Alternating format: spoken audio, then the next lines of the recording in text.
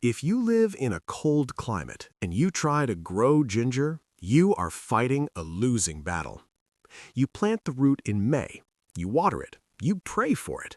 But by October, just as the plant is getting ready to produce, the first frost arrives. The leaves turn black, the roots rot, and you are left with nothing but a muddy mess. Tropical ginger is a diva. It demands heat. It demands 10 months of perfect tropical sun. But what if I told you there is a shadow variety that laughs at the cold? A ginger that can survive -5 degrees Fahrenheit without blinking. A ginger that you plant once and it comes back every single spring, bigger and stronger than before. You don't have to dig it up. You don't have to bring it inside. You just leave it under the snow.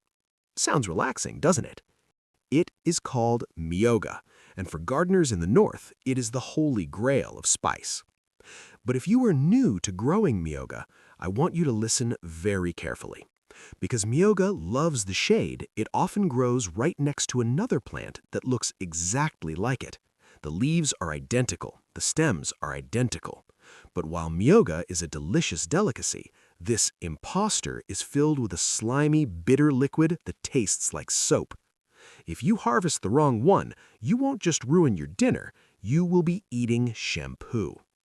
In this video, I will show you the ground-level sign to distinguish the gold from the soap accurately in just a few seconds. And I will introduce you to the flavor that makes chefs in Tokyo pay $50 a pound. Welcome to Reclaimed Nature.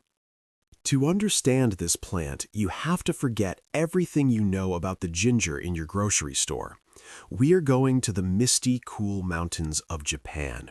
For centuries, while the rest of the world was obsessed with the spicy yellow root of tropical ginger, the Japanese farmers were harvesting something more subtle.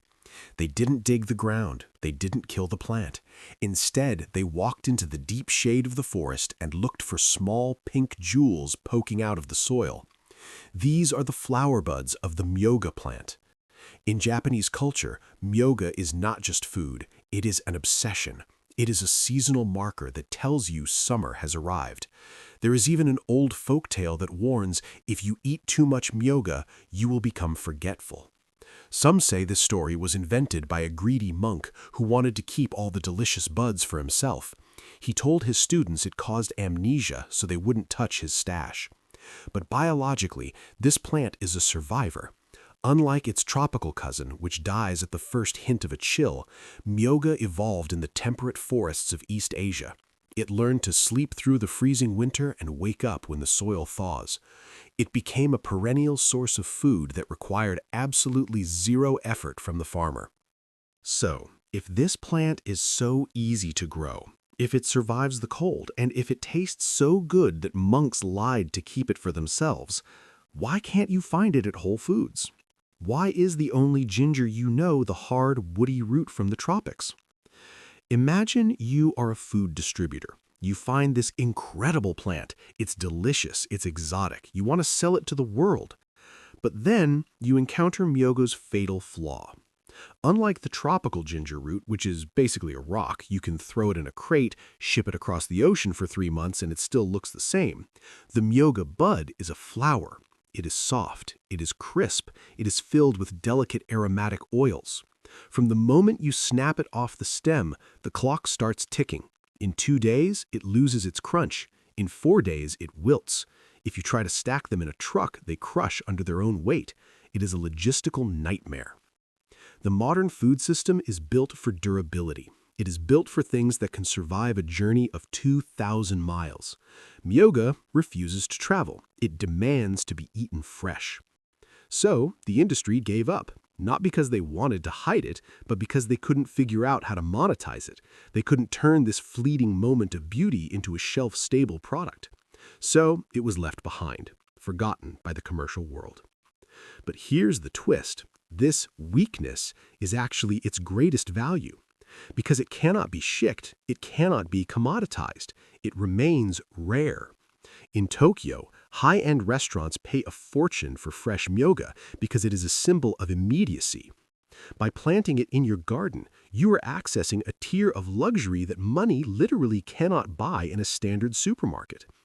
You are eating something that must be grown at home to be experienced. And the best part? While the industry struggles with its fragility, you don't have to struggle at all, because nature designed this plant to be indestructible as long as you treat it with respect. Now, let's talk about the taste, because this is where most people get confused. Standard ginger is all about heat. It punches you in the mouth. It is spicy. It is aggressive. It overpowers everything it touches. Myoga is different. It is sophistication. And if you fall in love with Myoga, you might find yourself saying, please do not insult Myoga by calling it ginger. Why? Because calling it ginger is a downgrade. When you bite into a fresh bud, you don't get that burning sensation. First, you get a crunch, like a crisp lettuce or a fresh cucumber. Then you get the aroma. It is a complex mix of zesty orange peel, sweet onion, and a hint of pine forest. It doesn't fight with your food, it elevates it. You slice it thin and sprinkle it raw over tofu, salads, or cold noodles. You pickle it in vinegar to turn it a brilliant magenta pink. It is a garnish, but it is a garnish that steals the show. And biologically, it is a machine designed for the neglected corners of your garden. Remember how I said it loves the shade? Most vegetables scream for sunlight. Tomatoes, peppers, corn, they all fight for the brightest spot in your yard. Myoga is the shadow king. It evolved on the forest floor under the canopy of giant trees. It hates direct sunlight. This means you can plant it in that dead, dark corner behind your shed where nothing else grows. You can plant it under your apple trees. It uses a running rhizome system. You plant a small piece this year, and underground it sends out runners. Next year, those runners pop up 3 feet away. It turns the useless, dark parts of your property into a productive food forest. It thrives where others die. But be careful, there is an impostor that can ruin this crisp, aromatic experience you were imagining. The impostor has a name. It is called Zingiber zerumbit, or shampoo ginger. It is a beautiful plant. It loves the shade, and its leaves look 99% identical to myoga. But if you squeeze the flower cone of the shampoo ginger, a clear, slimy liquid comes out. It smells amazing, like ginger and flowers, but it tastes incredibly bitter and soapy. It is great for washing your hair, but terrible for your salad. So how do you distinguish them without tasting soap? You look at where the flower comes from. This is the ground level sign. Shampoo ginger sends its flower spike up on a tall stalk or from the top of the plant. It stands high and proud, often turning bright red. Myoga is a ninja. Its flowers do not grow on the tall leafy stems. Instead, they emerge directly from the soil at the base of the plant. They look like little bamboo shoots or flower buds poking their heads out of the dirt. If you are looking up at the leaves to find the harvest, you will miss it. You have to get down on your knees and part the leaves. That is the secret. Myoga keeps its treasure on the ground. Now, how do you start? Since you can't find seeds, it rarely produces them, and you can't buy fresh buds to plant, you need to find rhizomes. Go online. Look for specialized nurseries on Etsy or reputable permaculture sellers. Search specifically for Zingiber myoga. Once you get the roots, here's the protocol. Find the darkest, dampest corner of your garden, the place where grass dies. Bury the rhizomes about 2 inches deep. Cover them with a thick layer of dead leaves or straw. And then wait. Myoga is slow to wake up. In the spring, you might think it's dead. Be patient. When the soil warms up, green spears will pierce through the mulch. Once it's established, you never have to water it unless it's a drought, and you never have to fertilize it. The decaying leaves are enough. Harvesting is a treasure hunt. In late summer, gently push aside the mulch at the base of the stems. Snap off the firm pink buds before they open into flowers. The more you pick, the more it produces. Growing myoga is not just about adding a spice to your kitchen. It is about redefining what a garden can be. So reclaim the shadows of your garden, plant the ice ginger, and taste the luxury that the supermarket gave up on.